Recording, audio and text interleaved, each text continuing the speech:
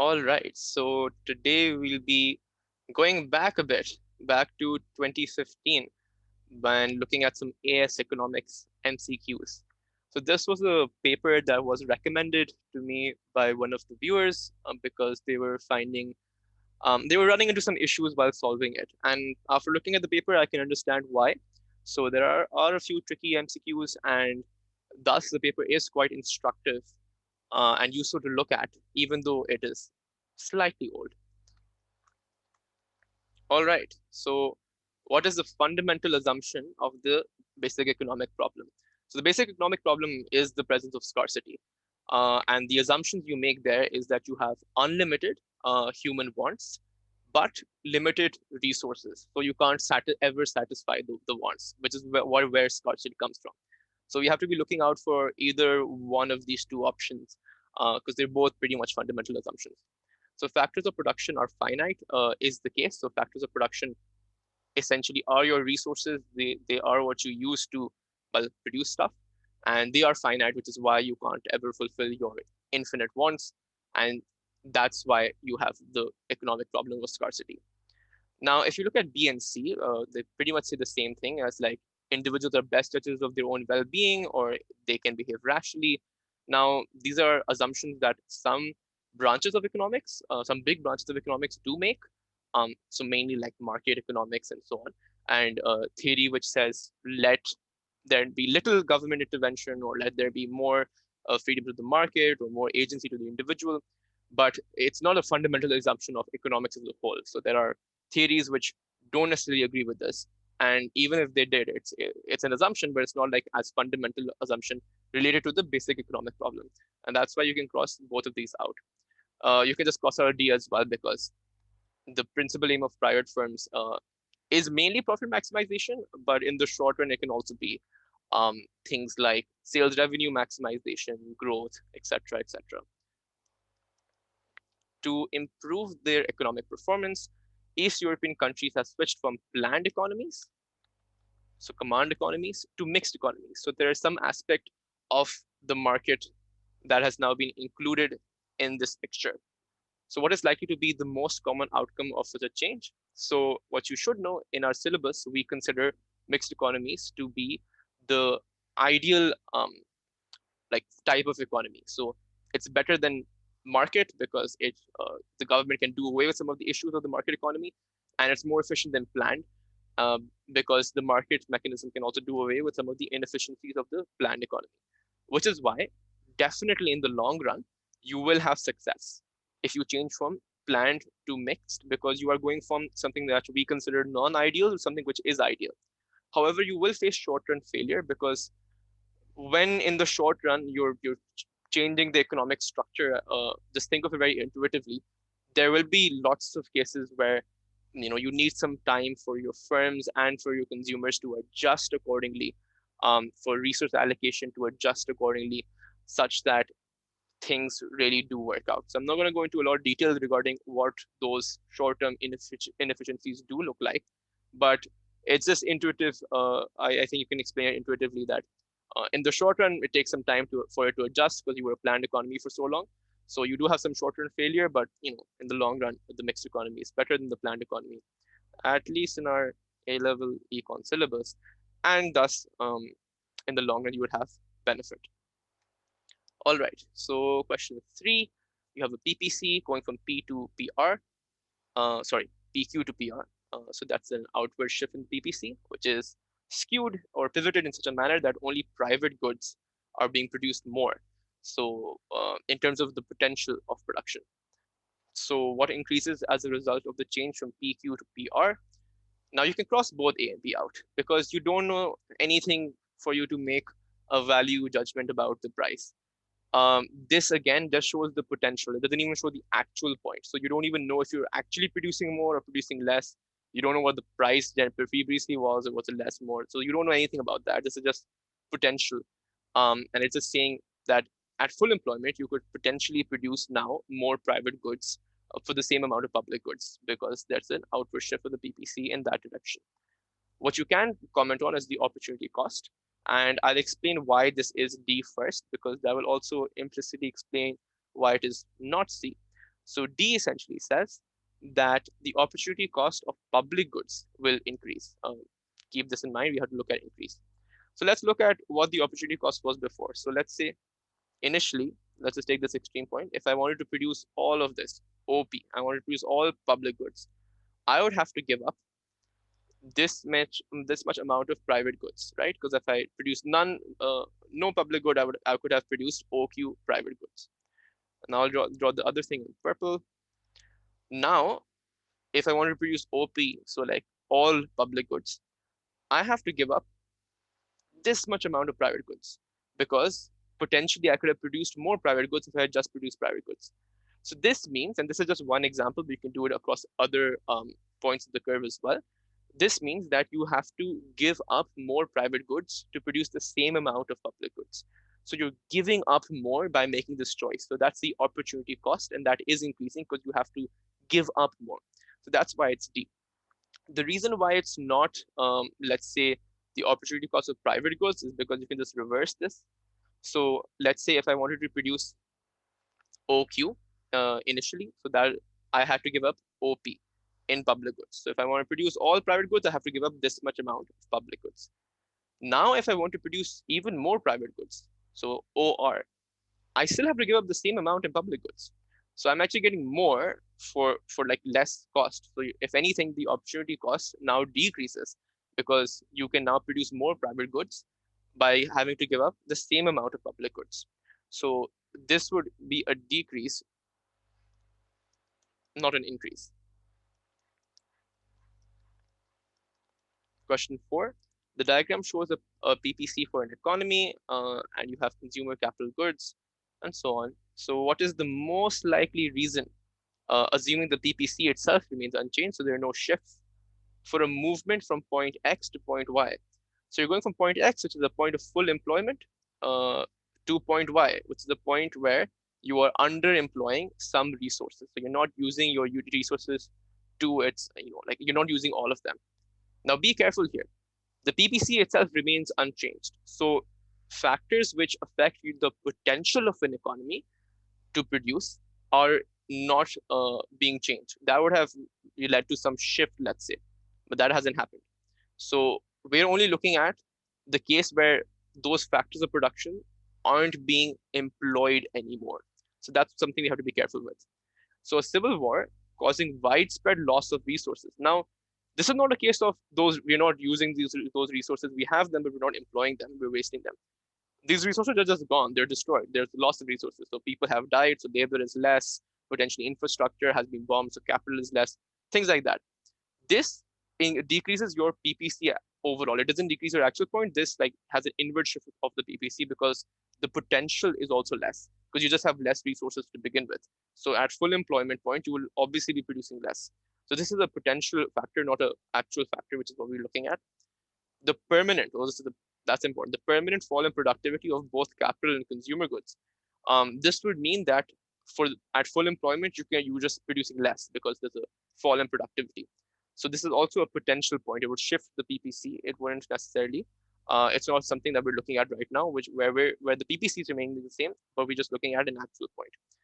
If you exhaust a natural resource, that means that the resource is no longer there, right? So the PPC would shift inwards because at full employment, you can no longer count this within your full employment. So you just have less resources. And it's not a case of underemploying the resource, you just have less of it. So the PPC would be inwards shift. And this would be the case where you just have a rise of unemployment. So you're producing less due to a recession because it's like less demand or all of that. So you're producing less, you have unemployed labor, you probably also have unemployed other factors of production. So your potential is still the same. That is the important thing. The PPC is still the same. You're just like employing less because of a recession. Buses currently run every 2 hours between X and Y. The bus company which operates the service decides to introduce an hourly service. So essentially, the supply of the service they have increased because they were supplying it every 2 hours. Now they're just supplying more of it. They're supplying buses every hour. So the supply of it has increased is something you could look at. How will this most likely affect the number of passengers carried per day and the number of passengers carried per journey? Now, for the number of passengers carried per day, you can draw a demand supply diagram if you want to, but an increase in supply does also increase like the amount of quantity you trade. So let's just draw this real quick. So it's supply, it's demand. If supply increases, you can clearly see there's more amount of quantity that's being consumed. So the number of passengers for the entire day, yeah, they would increase as shown here because your supply has increased. So the overall quantity being consumed will increase. But the tricky thing comes with number of passengers per journey. Like I mean, it could increase because overall passengers per day is increasing, but the number of journeys in a day is also increased. So they're like twice as many. So it runs after every hour. So it also could be a decrease. Like you could see an overall increase, but per bus there could be a decrease because it runs every hour. So let's say overall passengers have increased by 50%, but that would still mean that the number of passengers per journey would decrease because you've doubled the amount of buses you're providing. So we're not too sure about this, which is why we'll pick the uncertain option. We can't know about this without having more information on our hands. All right, so let's now go for question 6. And question 6 refers to the exports of sugar from Jamaica in these 2 years. What can be concluded from the data? So let's first look at the data a bit. Exports of sugar, tons. This is very important. This means we're talking about the quantity of, of exports. We're not talking about revenue. We're not talking about price. Export earnings from sugar, yeah, this is total revenue. We also write this as X. What you should know, it's price of the export into quantity of the export. So this is revenue. So this is like your earnings, like the money you make. And what we can see is quantity of the export, as you can see, this increased, but the earnings decreased. But like export revenue, this decreased from 1999 to 2000. And you know that export earnings, this is simply total revenue. So this is price into quantity. And we know quantity has increased. So but export revenue has decreased. So surely price must have decreased because otherwise there's no way export revenue would have decreased. And price in fact would have decreased by more than quantity for the overall impact on the revenue to be a decrease. So what this looks like, and let me just say this again, your price of your exports has decreased. It has decreased by more than the change in quantity, which is why the overall impact on export earnings, so the revenue you earn from exports, is overall a downward impact, it's a decrease. And this is essentially your inelastic case where there's a large change in price, but it only leads to a small change in quantity. Right. So, and this, as we just discussed this, so this knocks out this automatically because it's not price elastic, it's price inelastic, as we discussed before. We don't know about income elasticity because like we have no income provided, so you can just cross that out. The price of sugar fell between 1999 and 2000. That's true. That's exactly what you discussed, that the price will fall and will fall by more than the quantity demanded, but the point being it will fall. And the supply of sugar was price elastic. Unsure how we can make a comment on that because exports are just like showing the demand side of sugar with relations to how the demand, how you're exporting more, um, and what's happening to earnings. We really don't know what the supply. There could be lots of supply of it. It could be elastic, it could be inelastic. Lots of it could be being used in domestic production that isn't being shown on the table. So we just can't make a comment on supply in this particular case. Um, okay, it was C, as I mentioned. I think my muscle memory just crossed it out, but like it was the answer was C because I just crossed out all four by accident. But yeah, as I said, because the price did fall as we discussed over here. The price did fall. The PED for grapes is minus 2.0. So again, PED will always be minus, so you don't have to worry about the sign. And 2.0 is greater than 1. So this is the case of elastic PED, elastic demand. So when the price is 15, quantity demanded is 5,000. How much will be demanded when price falls to 12? So you'll have to use a formula and do the math behind this. But before that, you can cross out this like straight up front because price is falling, right? So quantity demanded will obviously increase. It won't fall from 5,000 to 3,000. So you can just cross out A. Like if you pick A in this option, in this question, then, it's not good. It's really not good. Please don't do that. Anyways, but to figure this out properly, let's say the formula for your price elasticity of demand is essentially the percentage change or the proportionate change in quantity demanded divided by the percentage change in price. You should know this formula. The PED is minus 2.0. The percentage change in quantity demanded is, we don't know. So we just keep that, let's say, as X. We don't know what the percentage change is. And the percentage change in price, how do you calculate that? Percentage changes are very simple. It's simply new minus old divided by old, all of that multiplied by 100 to make it a percentage. So in this case, it would be new is 12 minus 15 divided by 15 into 100, which should give us minus 20%. This is minus 20. And this gives you X is minus 2.0 into minus 20 is plus 40. So quantity demanded will rise by 40%. So I mean, you don't have an option for 40, nor can you pick it. So your original quantity was 5,000. This will now rise by 40%. So you can just go figure that out. The simplest way to do that is just to multiply 5,000 into 1.4. Once you do the percentage conversions, that is what you're left with. And when we do that, we get 7,000. Some people, like they first figured out 40% of 5,000, then they added to 5,000. It's just simpler to multiply 5,000 by 1.4 because the one exhibits the original 100% and the 0.4 is the additional 40%. But whichever mathematical way of looking at percentages you're comfortable with. The Toyota Motor Corporation makes cars in response to customer orders rather than attempting to sell the cars it has already built. All right, sure. So like when customers demand stuff and make orders, they make the cars. So sure, like cool piece of information. Let's see how it's relevant or if it's relevant. If the company receives a large increase in its orders, so the demand is going up for its Prius model, what will be expected of its current supply curve on a demand and supply diagram? So you have price, you have quantity, you have supply, and you have demand. Notice that the only thing that's happening is there's a large increase in orders. That's it. There's no other thing factor that we have provided. And a large increase in orders, what it is, or what does it mean? It's basically saying more people want to buy it. More people are saying, hey, I want a Prius model. I'm placing an order for that.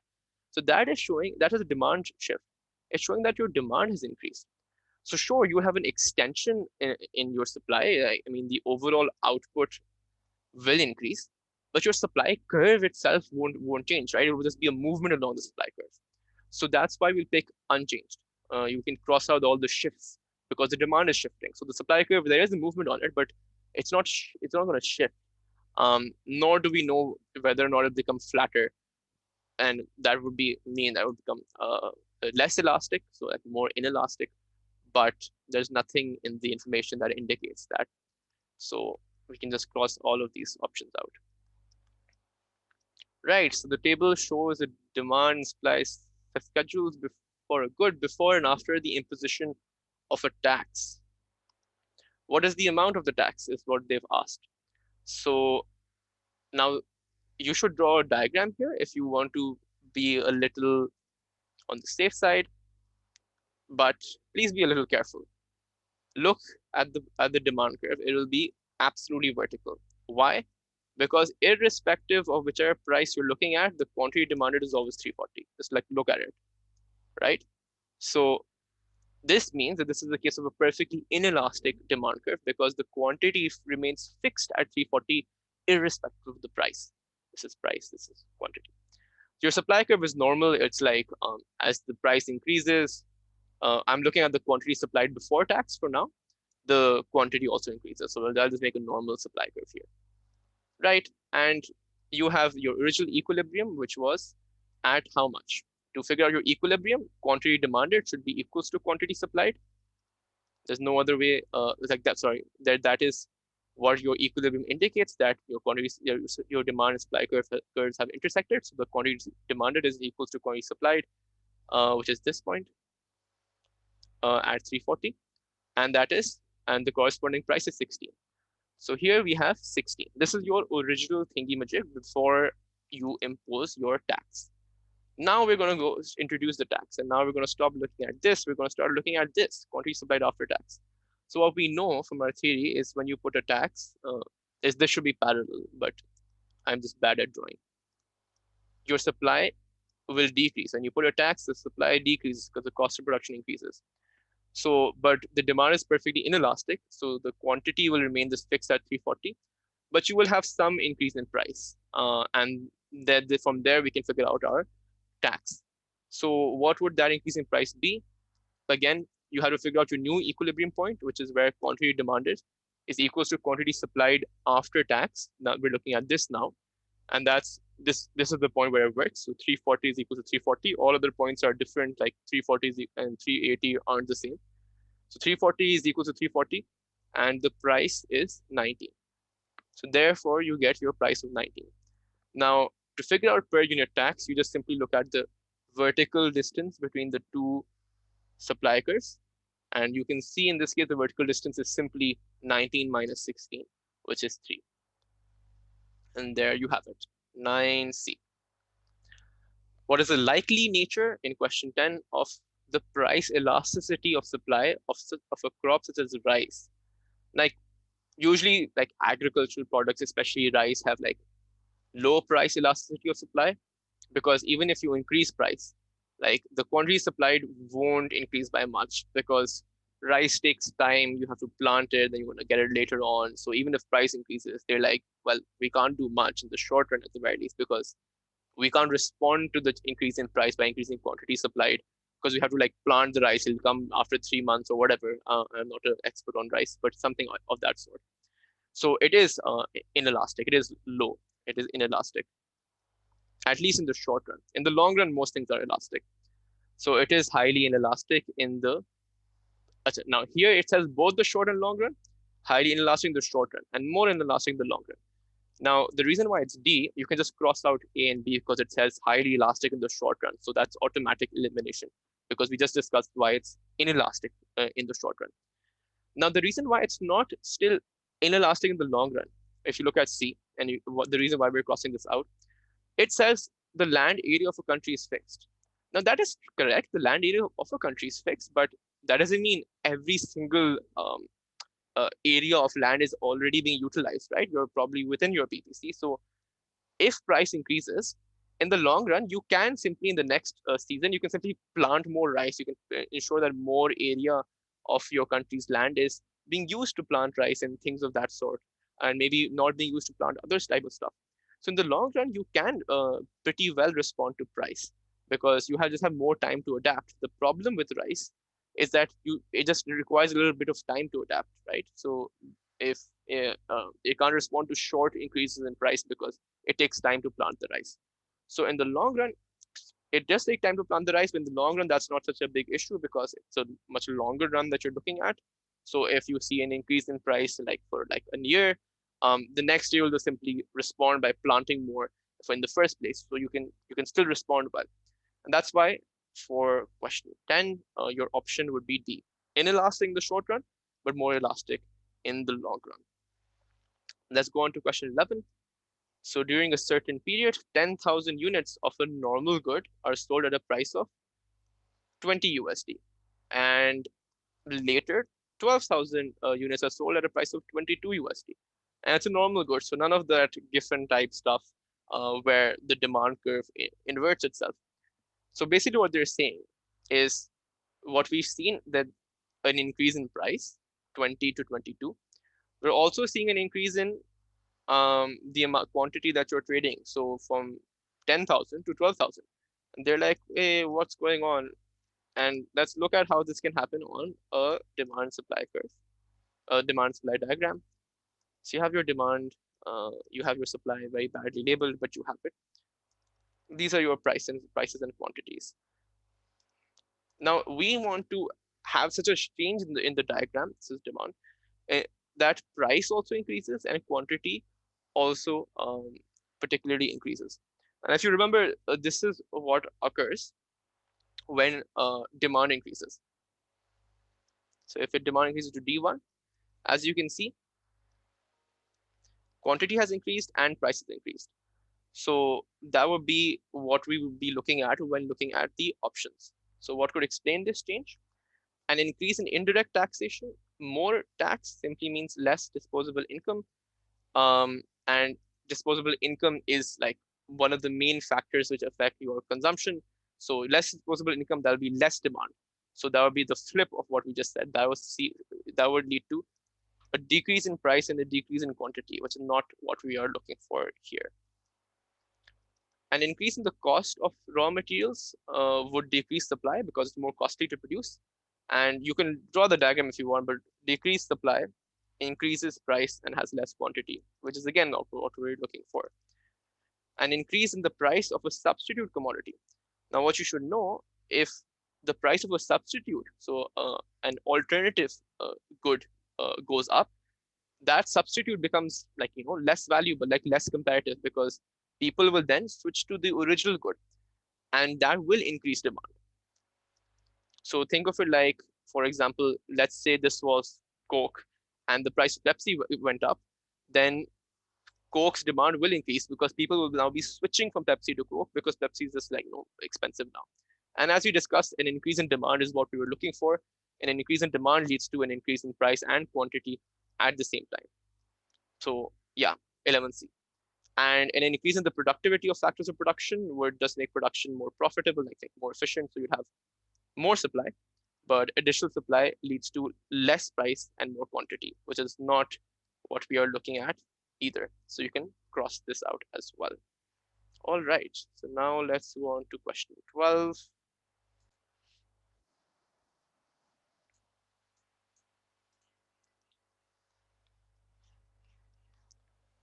Okay, so the final of a major sports event is held in a stadium which has a fixed capacity of 40,000 people. The price of a seat is set at PF. When the tickets go to sale, all tickets are sold very quickly, with many disappointed people unable to buy a ticket. So as soon as the market opens, they're like, buy these tickets. They run out really quickly, something a lot of us can relate to. Which diagram best represents this? So you can cross out A and B straight off the bat because it has a fixed capacity of 40,000 people. This means that the supply is fixed, irrespective of price. Price could increase or decrease. No impact. Quantity supplied is always 40,000. So this is a case of the supply being perfectly inelastic, which is where it'll be vertical, which is what you see in both C and D. Irrespective of the price, supply is fixed at 40,000 in each because that's simply the amount of seats they have. Now you have to figure out the demands are the same, but the prices are different. And recall the fact that they said the price of a seat is set at PS, but when you open the market and when like they start selling it, um, it's sold it sells like crazy. So it gets sold out, and there's a particular shortage, you could say, because there are too many people who want to buy it, and but too few tickets. So some people are unable to buy a ticket. If you look at C, which is not the correct answer, but just look at it, this is where it intersects with demand because this is quantity demanded, and obviously quantity supplied is 40,000. This is a case of a surplus because the quantity supplied is greater than quantity demanded. But we are looking at a case of a shortage, which is why people are unable to buy a ticket. So this just can be crossed out. And that leaves you with option D. Price intersects demand here. So this is quantity demanded. This is quantity supplied. And this is a case of a shortage because there is too much demand but too little supply. And because it's a case of a shortage, it corresponds with the information provided that tickets will get sold out really quickly, and there'll be some people who unfortunately suffer from the shortage and are unable to buy a ticket. Let's zoom back in a bit. In recent years, downloading music to computers and other electronic devices has become more popular than like CDs and so on. What is likely to happen to the price and amount of resources allocated to each of these markets? So what you have to think of is the download music market has an increased demand because like it's become more popular, it's convenient or whatever. The CD market is facing a decrease in demand. And how does that impact it? Now, an increased demand, you can draw the diagram if you wish to, but an increased demand increases the price. So this price should increase. And we know a decreased demand decreases the price. So this price should decrease. So that works. What does it do to the resources allocated? In fact, I'll just draw it just so that no one's confused later. You have demand supply diagram. If you increase demand, you can clearly see based on the there's an increase in quantity and there's an increase in price. If there's an increase in quantity, that clearly means more resources are being allocated here to produce it. So the resources allocated is going to increase, right? Because there's an increase in demand, so there's an increase in price, and there's also an increase in the resources allocated. For decrease, you can flip it. So for decrease, it simply means that price is going to fall, quantity is also going to fall, and thus the resources allocated will also fall because there's less quantity, so there's just less production. So you need less resources. So it's decrease in price and also decrease in resource allocated, giving you D. It's important in such questions to keep in mind that you are giving a standardized paper and it's not a test of your general knowledge. So look at the information they have provided. That information was used to help us ascertain demands. That was it. And just use that and use theory to solve it. Don't think about, oh, but I know that the download music market has this change, so actually prices decreased, or don't use your own information here. They're not looking for that, and you will get some answers wrong. James grows fruit trees in his garden. They attract butterflies and bees. What is not an externality of this situation? So neighbors may be stung by bees that pollinate the trees. This is an externality, right? Because like neighbors were not like related to James and his decision to grow fruit trees. So that is an externality. Neighbors may buy fruit more cheaply from James than from the supermarket. Now, this is not an externality. This is definitely a benefit to them, but it's a private benefit.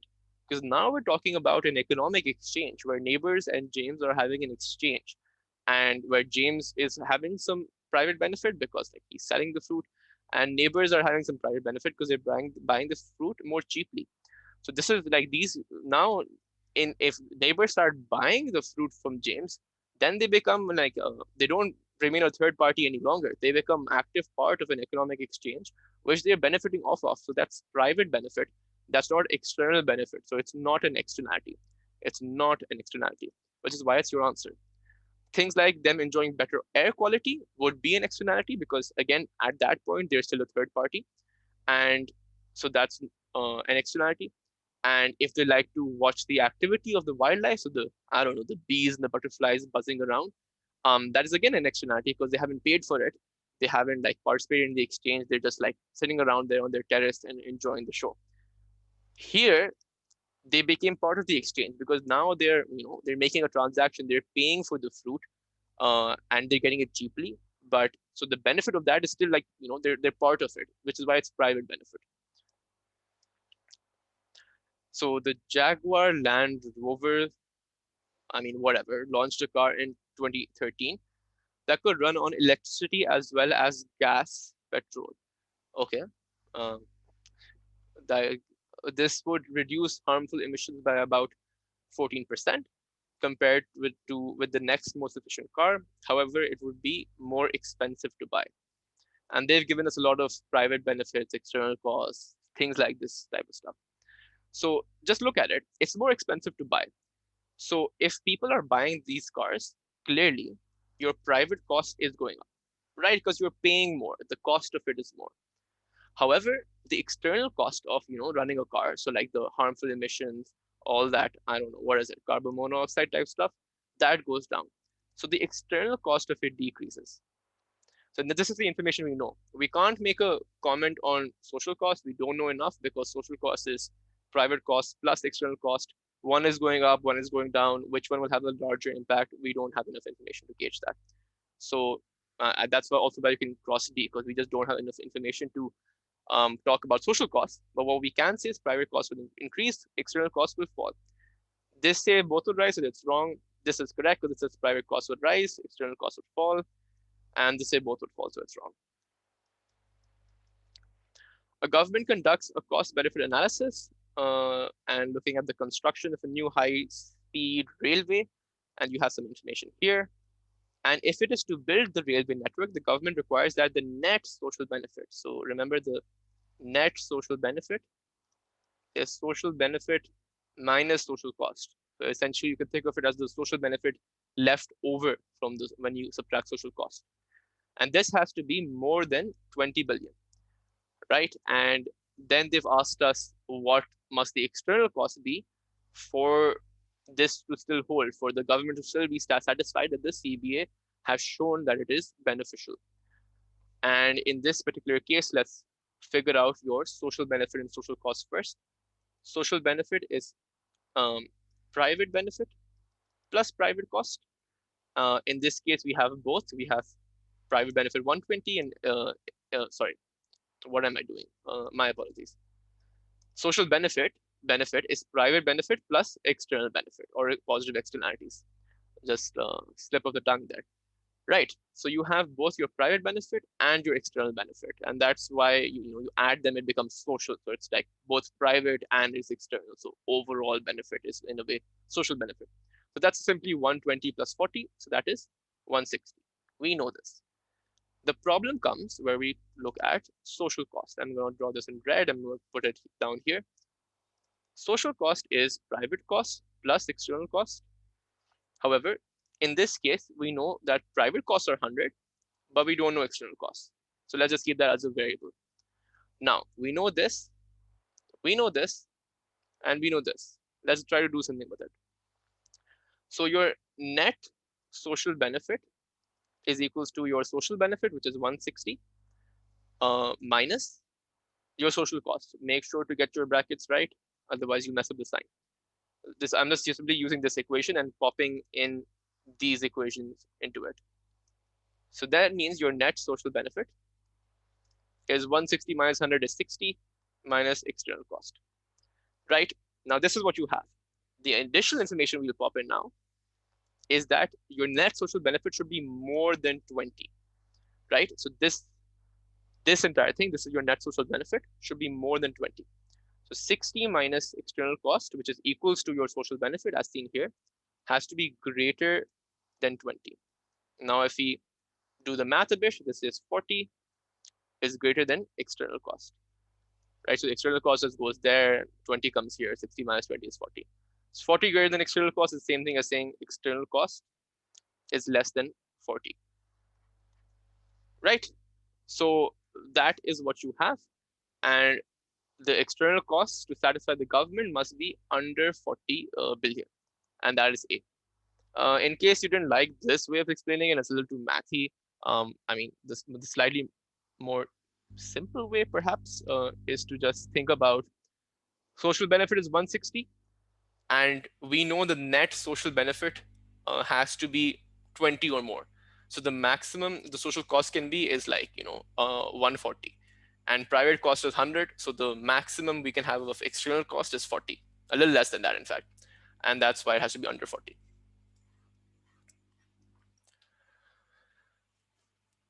Okay, prisoners are able to buy an upgrade on the type of prison cell. Cool.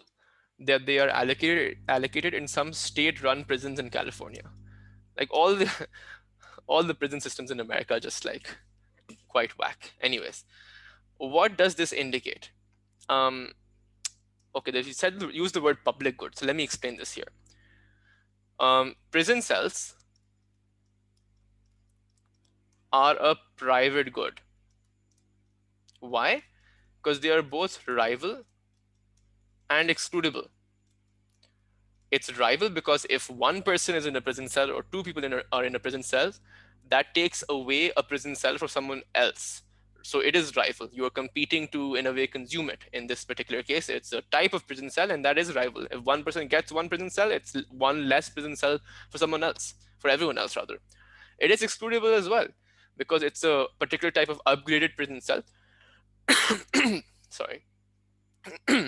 Anyways, so it's a particular type of upgraded prison cell, and if people can't pay for it, you can exclude them. You can ensure you exclude non-payers from it. So only whoever pays will go into the fancier prison cell.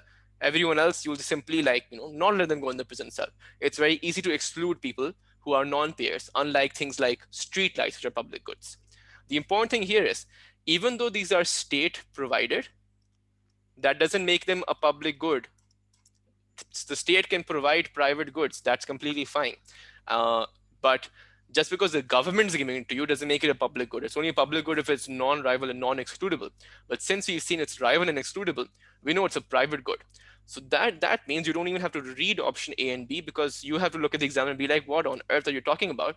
Because these are not, it's like, it does not indicate anything, because prison cells are private goods, like they're provided by the government, by the public sector, but it's not a public good. So I'm not even going to read A and B, because you can just refute it on the fact that the prison cells aren't public goods in the first place. So option A and B can't be correct at all anyways. Let's go on to option C. The market system is not only used for private enterprise, which is correct, because uh, this is not private enterprise, it's public enterprise, right? That's different. It's the public sector producing a private good. So to put it more clearly, so the public sector is providing it, but it's still a private good. The point being, the market system can be used beyond the confines of the private sector. It can be used outside of the private sector in some public sector applications as well. And one of this is the application they give us. So the market system, which is the price mechanism, you have to buy and upgrade, can be used. And the market system misallocates resources. Yeah, but this information does not tell us that. Like, this information does not indicate any misallocation. So we can't necessarily make that claim. I do agree with the claim, but we can't make it in this question based on the information provided to us. The diagram shows the demand and supply curves of a good. The government sets a maximum price of OPM, and it's asked about the quantity demanded and quantity supplied. Now, maximum prices is basically uh, it's a price which is going to be the maximum price you can set. So you can have no price beyond this, but all prices beneath this are fine. But the problem is, your equilibrium price was already beneath this. So if you set a maximum price above the equilibrium price, you're essentially saying, oh, you should be below this, but the equilibrium price is already below it. So this does nothing. This is known as an ineffective maximum price. So for maximum price to be effective, it has to be uh, below the equilibrium price, so that it actually pulls down the equilibrium price. So in this case, it would literally have no impact on the equilibrium price. You would still have this equilibrium, which is OY. And obviously at equilibrium, quantity demanded and quantity supplied are the same. So both of them would be OY. So this is what you have. A trading company can, a trading country can produce two goods, X and Y. It completely specializes in the production of good Y. And what will be the opportunity cost to the country of consuming additional imports of good X? So what it's essentially doing, it's producing only Y. Then it's going to export some Y to get some money, some foreign exchange. And then it's going to use that money to import X, like however amount of X they need. It's determined that since it has a comparative advantage in good Y, this would be the better strategy than domestically producing some X. So that's something like a rough map of what would be going on here. Now we have to figure out the opportunity cost of importing some of good X.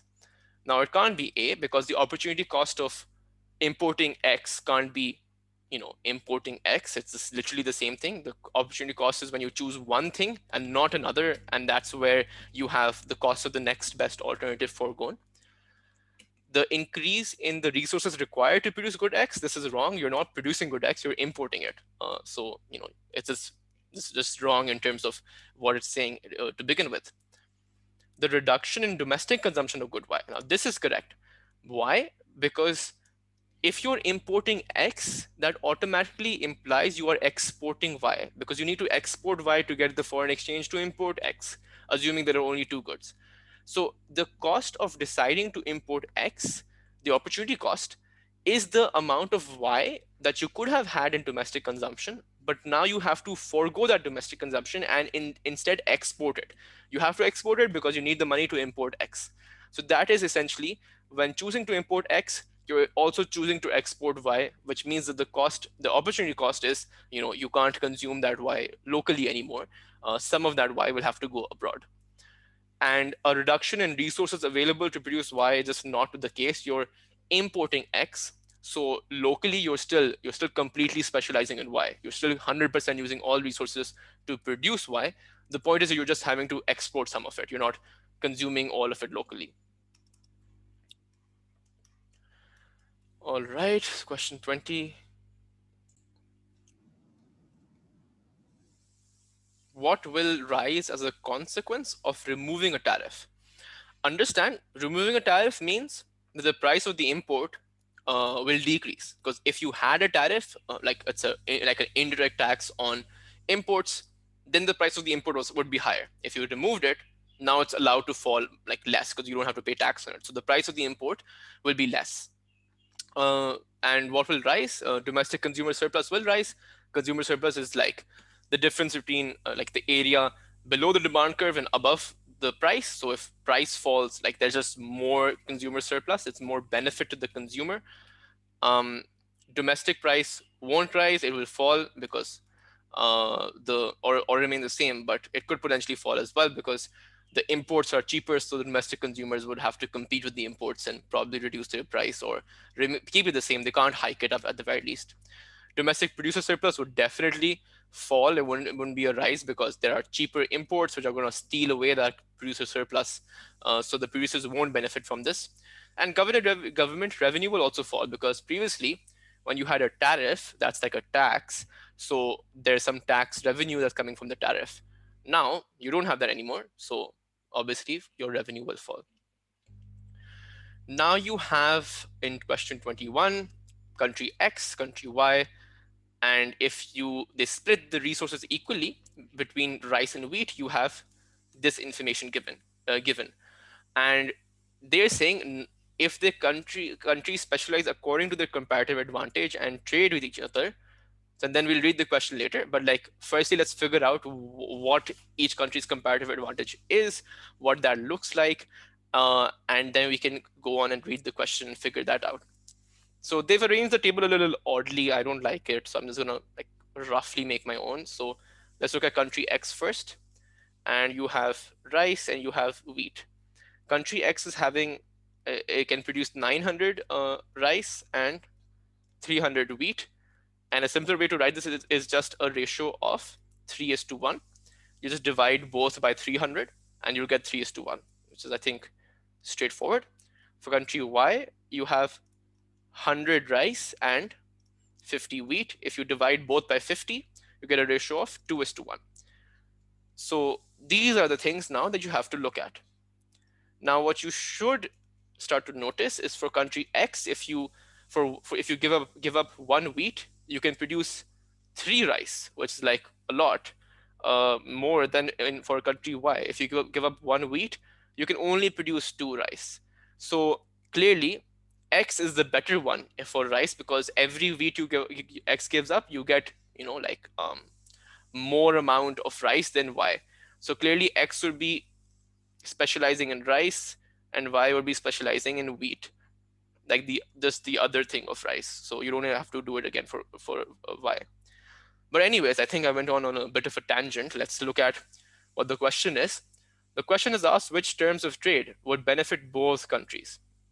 Now, what you should know for this, and I'm not going to go behind the theory and why this is the case, but what you should simply know, and that's enough for your MCQs. If two countries are trading, if they're trading, obviously their local opportunity cost ratios are different. If they were the same, there would be no point to trade.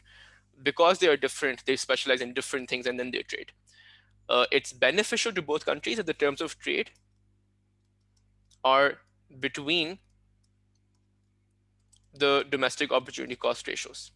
So they have to be between the ratios.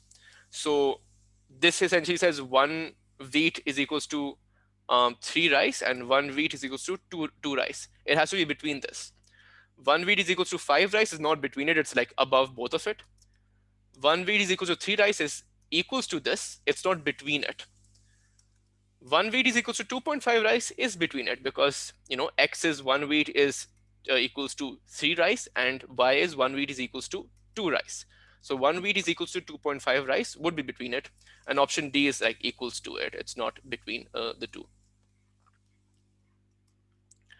The table gives details of the balance of trade in the US for these two particular years, and what can be concluded about the US in 2020, 2012, sorry, 2020, 2012, whatever. It's 2020 is just getting me confused. Acha, so the balance of trade in goods worsened. So you have the balance of trade in goods. It was minus 744,000. It now became minus 742,000. So it is less negative. So that is overall a positive thing, because it's becoming less negative. So it was minus 744, now it's a smaller figure, minus 742. So it's still moving closer to zero, which is still a positive trend. So it didn't worsen, it actually improved. The balance of trade in services improved. Let's look at it. Okay, so we can't, so we have the balance of trade in goods, we have the balance of trade in goods and services. So we just have to figure out our services balance ourselves. And that would simply be taking this and like figuring out the difference. So it would essentially be balance of trade in both goods and services minus the balance of trade in just goods. And that would give you the balance of trade in services. So this would be minus 557 minus 744. So that would be plus 744. So balance of trade in services is a positive 187. And this will be minus 535 minus 742. So that's plus 742. And this will be 207. Uh, 207. So these are both plus values. And yeah, you can see this did increase. So the balance of trade and services did improve. You can't make a comment on the price because you would simply have the revenue, so the value of goods exported and imported. So you have the revenue, you don't have the quantity or the price. So both the price and the volumes are things you can't comment on, so you could just cross that out. A country increases its labor productivity in the manufacturing sector. What is least likely to result from this? Economic growth is very likely, so we can cross that out, because I mean it has higher labor productivity, so it's probably going to be producing more for using less resources, and there thus you are going to have growth. It's a very likely outcome. Higher levels of exports of manufacturing is also a likely outcome, because if you have high labor productivity, that means you can produce more for the same per unit labor, which also means you can produce more at lower cost, because you need fewer workers to produce more, and that simply means your exports would be like more cost effective, because your labor is more productive, so you can probably sell them at like cheaper prices, so they're more competitive, and that's why people would buy them more. So if it's true that your manufacturing industry has higher labor productivity, yeah, you'll probably do well when you start exporting the goods of that manufacturing industry. So this is very likely. It's not like least likely at all. Now we have lower inflation. Now this is like two ways to look at this. One way is like, oh, labor productivity is increasing, you're producing more. Like, would that be?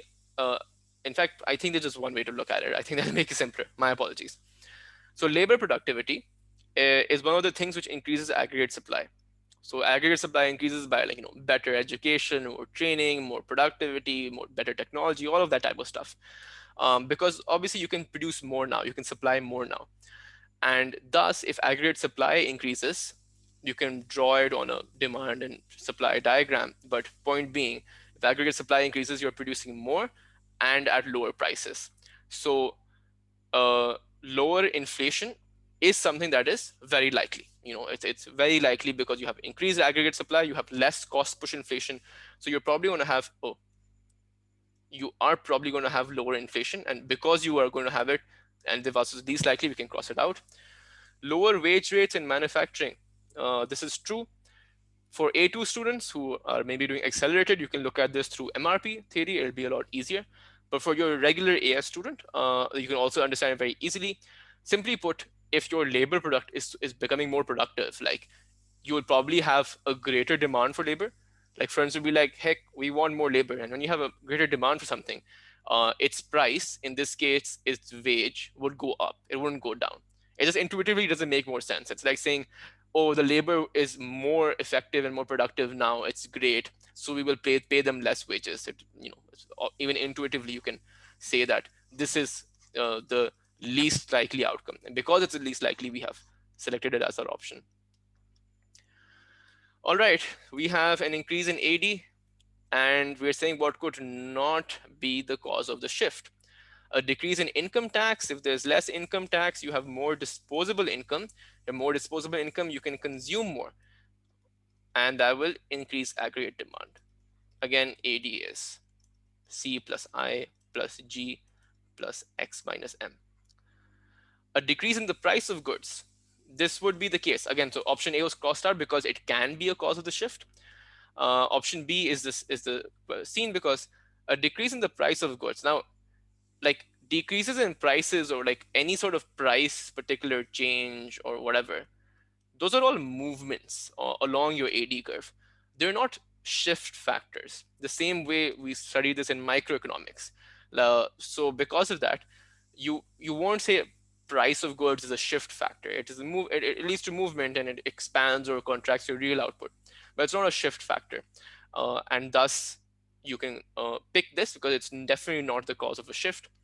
Increase in money wages. Yeah, if you have more wages, even if they're just money wages, you will just consume more, so you have more AD. So this can be a cause of the shift, so you can cross it out. More money supply. You can look at this through many ways, but more money supply essentially means lower interest rates, so people save less. Instead, they spend their income more on consumption. When they consume more, aggregate demand rises. This link, some teachers teach in AI, some teachers don't. The more like crude way to think of this is like more money supply, so obviously more consumption because there's more money in circulation. It's not necessarily the right way to look at it, but that's also some ways you can look at it. 25. What will be the impact on demand pull inflation, which occurs when aggregate demand increases, and cost push inflation, which occurs when aggregate supply decreases, of an increase in indirect taxes? Now, let's look at this. Indirect taxes, which are basically like your taxes, like for the sale of goods and services. So like your GST, your VAT, so on. If those things go up, they're different from income tax, by the way. This is indirect taxation. This will obviously increase your cost of production or cost of sale rather, because now the producer also has to pay some amount or some percentage of the tax every time they sell something. So the cost of sale is just increased, and thus that would decrease aggregate supply. The more aggregate supply decreases, your price level is likely to rise, and that's called cost push inflation. So cost push inflation will it will rise. If you look at the other aspect of it, when you have indirect taxes, you do have like higher, like that does in a way deter consumers from consuming, because they look at the tax, like they now have to not only buy the good but pay the additional tax on top of it, and because of that, your demand is like lower, and that's why your consumption is lower, your demand is lower. So because your demand is lower, there is less demand pull inflation, and because again, demand pull inflation occurs when demand increases, cost push inflation occurs when supply decreases. So you have to keep that clear, and which gives us this particular option. All right, question 26. Let me just have a sip of water first.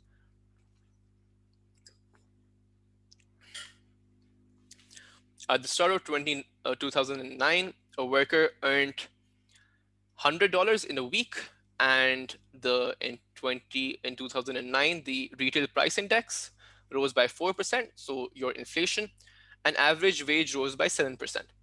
So the real wage rise was 3%, positive 3%, because 7% his wage rose, his like money wage, but there was 4% inflation, which like cut out that 4%. In 2010, uh, this fell by 3%.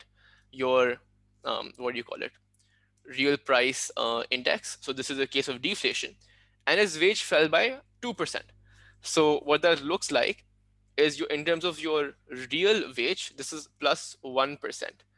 Why? Because you had like a deflationary pressure, so like a fall in prices by 3%, and your own wage fell by 2%. So your own wage did fall, your nominal wage, your money wage, but because prices fell by more, you still have like a plus 1%, um, so to speak, like plus 1% increase in your real wage is, I think, what I was the word I was looking for.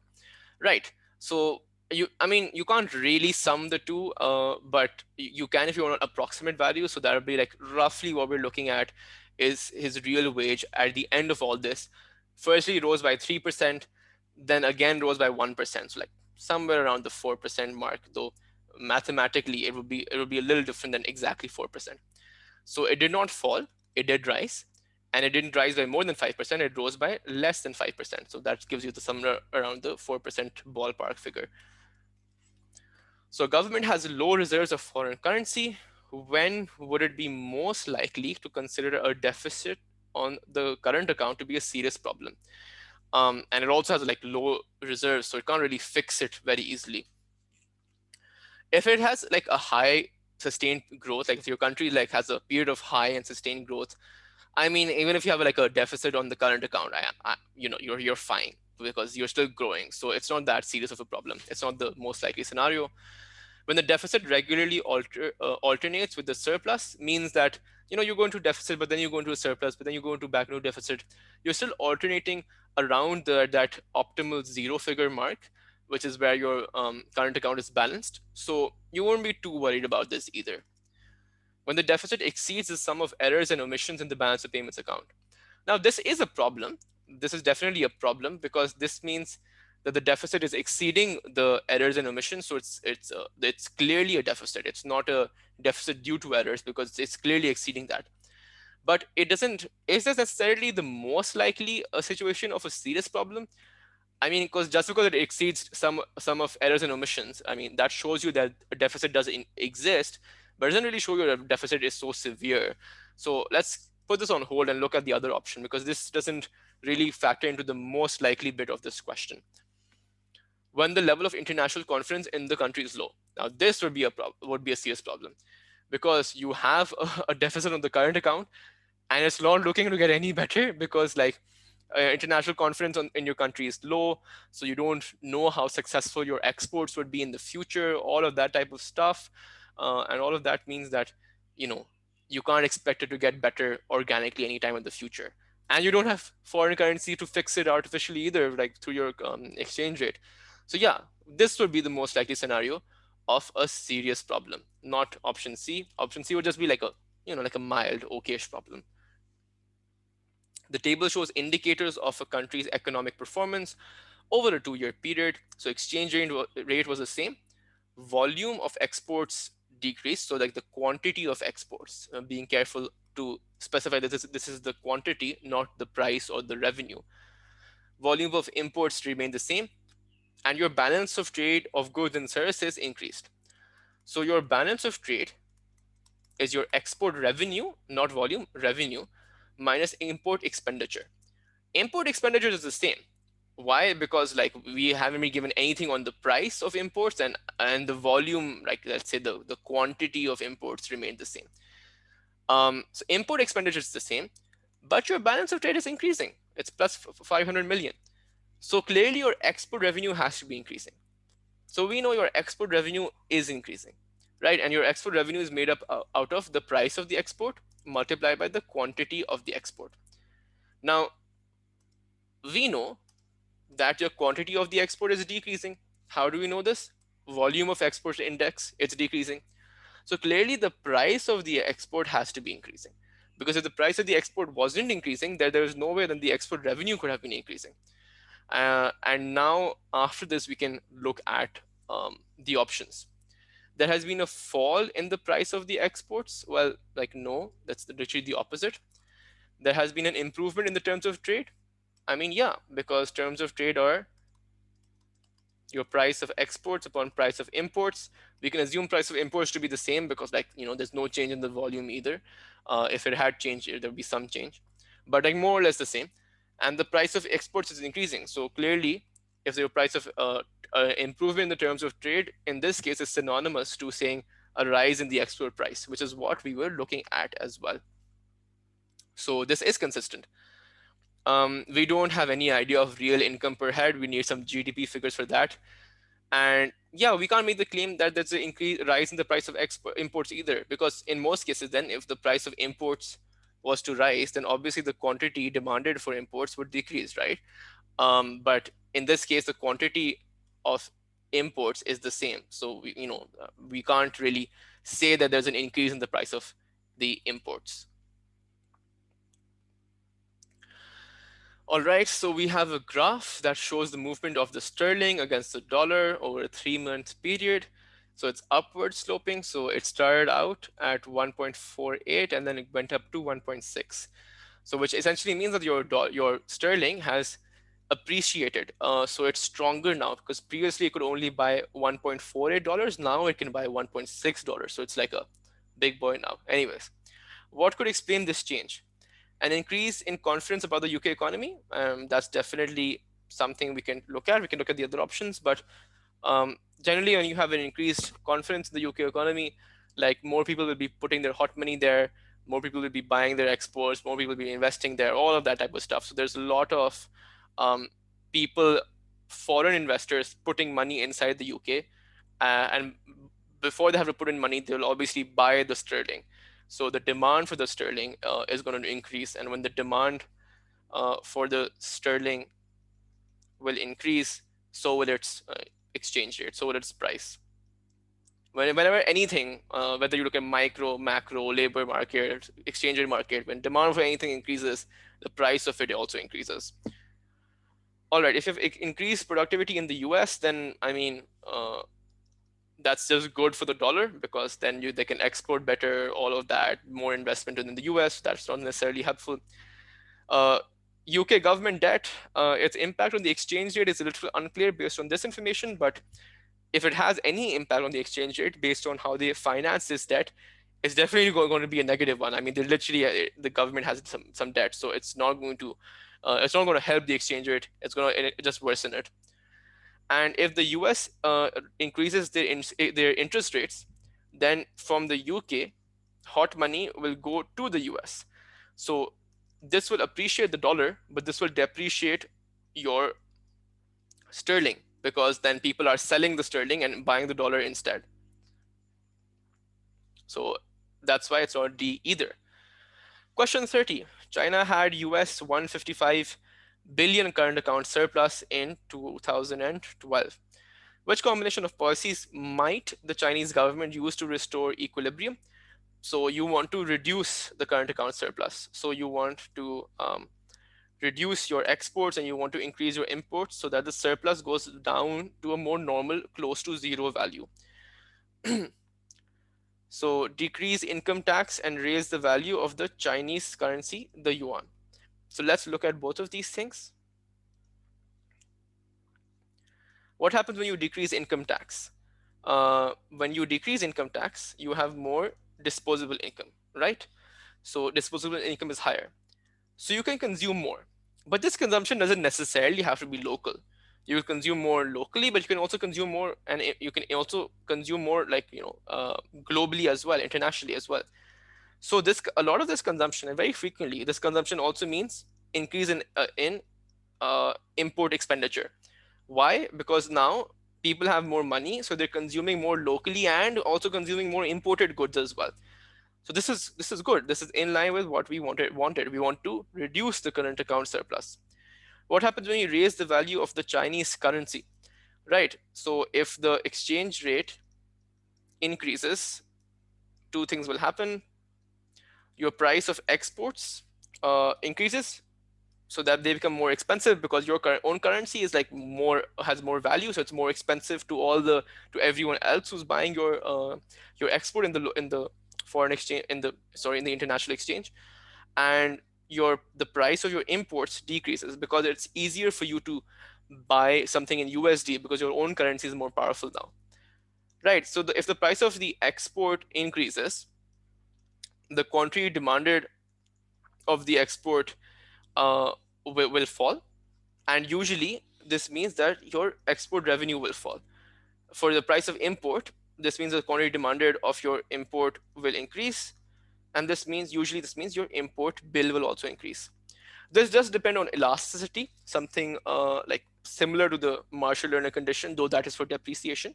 So this does depend on elasticity, but usually, unless we have any other information in MCQs, we assume that in the international market, exports and imports are more or less elastic, which means that the quantity demanded would be a larger change than your price, which is why we have this particular outcome. And this is also great because that's exactly what we want to do. We want to reduce exports and we want to increase imports. And that's why your answer would be A. Uh, I'm feeling lazy, so I'll just skip these other particular options. But yeah, if you're confused with any of the other three options, just like let me know in the comments, and I'll explain it more later. But I think this has been too long of a video already. So yeah, 30A for those reasons, and that's it for this particular past paper.